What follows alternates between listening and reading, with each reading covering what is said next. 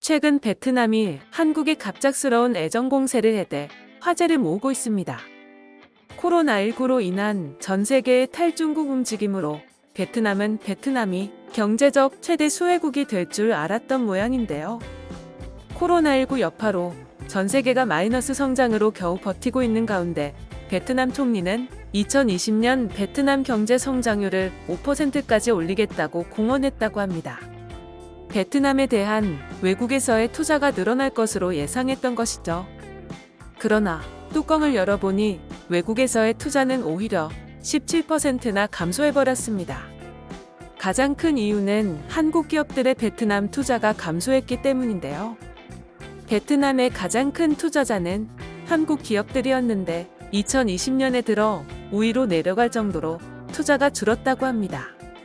이유는 코로나19 확산 당시 베트남의 한국인 입국 제한과 한국에 대한 비하 발언 등 한국에 대해 거만하고 정당치 않은 행위들을 해온 것이 발단이 된 것으로 보이는데요. 이로 인해 한국 기업들의 베트남 투자에 대한 마인드가 바뀌기 시작했습니다.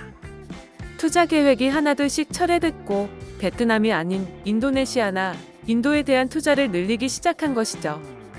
이렇게 한국 기업들이 베트남 투자를 철회하기 시작하자 발등에 불이 떨어진 베트남 총리는 갑자기 한국 기업의 공장들을 방문하기 시작합니다.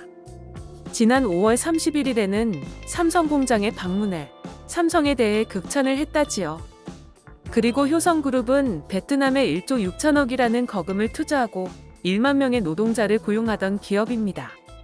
그러나 지난 10년간 베트남 고위 관리들은 단 한 번도 효성에 방문한 적이 없다고 합니다. 그러던 와중에 효성이 베트남에 지으려던 아라미드 공장을 울산에 짓겠다고 선언하자 갑자기 베트남 총리가 10년간 한 번도 방문하지 않았던 효성 공장을 방문합니다.